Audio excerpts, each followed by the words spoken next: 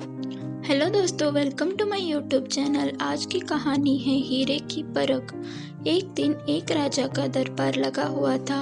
सर्दी के दिन थे, इसलिए राजा का दरबार खुले में लगा हुआ था। राजा की सारी प्रजा सुबह की धूप में बैठी हुई थी।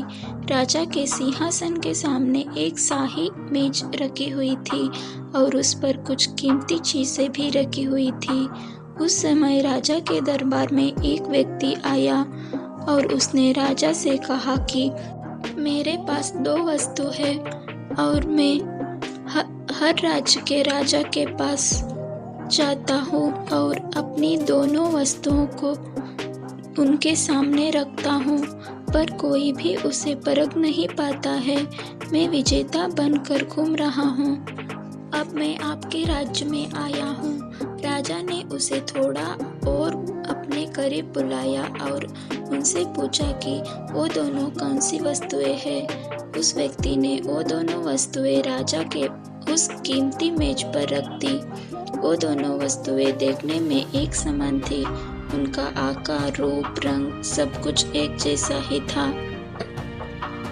राजा ने देखकर कहा कि ये दोनों वस्तुएं तो एक समान हैं। तभी उस व्यक्ति ने कहा कि हाँ, देखने में तो ये दोनों एक समान हैं, पर वास्तव में ये दोनों बिल्कुल अलग है। इनमें से एक बहुमूल्य हीरा है और दूसरा कांच का टुकड़ा है, लेकिन दोनों देखने में एक जैसी ही लगती है, इसलिए आज तक इन्हें कोई परख नहीं पाया है।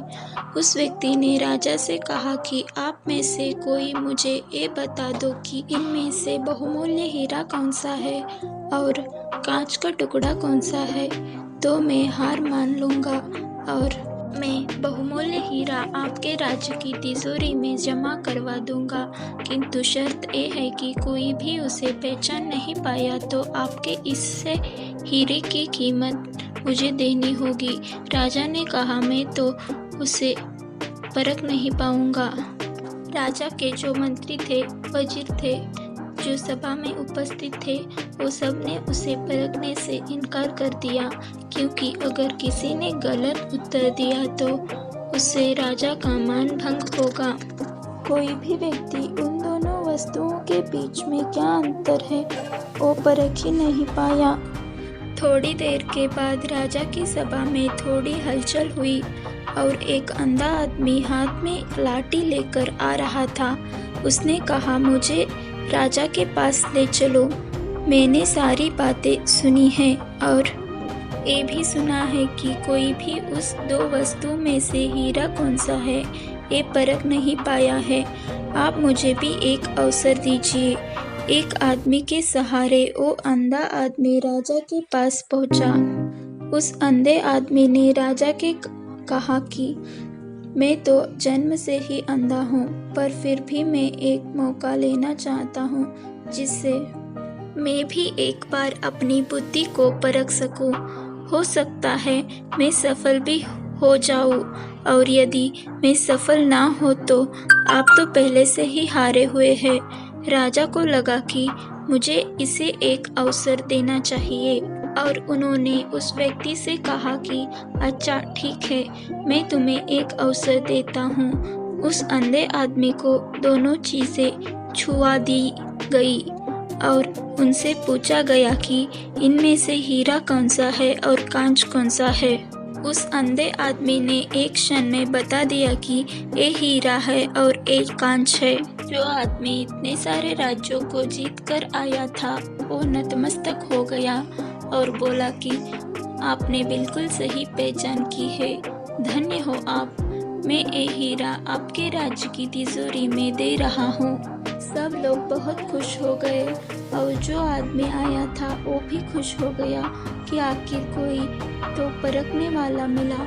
उस आदमी ने, राजा ने और सभा में हाजिर सभी व्यक्ति ने उस अंधे आदमी से पूछा कि आखिर तुमने कैसे पता किया हीरा कौन सा है और कांच कौन सा है।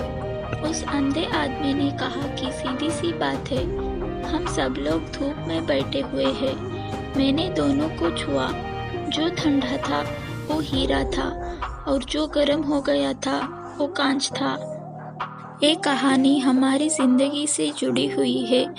हमारी ज़िंदगी में भी दुख, तकलीफ़ और परेशानियाँ आती रहती है, लेकिन उन सारी तकलीफ़ों और परेशानियों में भी जो इंसान ठंडा रहता है, जो इंसान खुश रहता है, वो इंसान हीरे के समान होता है। लेकिन जो इंसान दुखों के आ जाने पर घबरा जाता है, बहुत ज़्यादा दुखी हो जाता है और टूट जाता है, गर्म हो जाता है, वो इंसान कांच के समान होता है। अगर आप ये चाहते हो कि आपकी कीमत हीरे के समान हो तो दुख और तकलीफ़ों के आने पर कांच के टुकड़े के समान कभी भी गर्म मत होना, बल्कि हीरे के समान आप हमेशा शीतल रहना।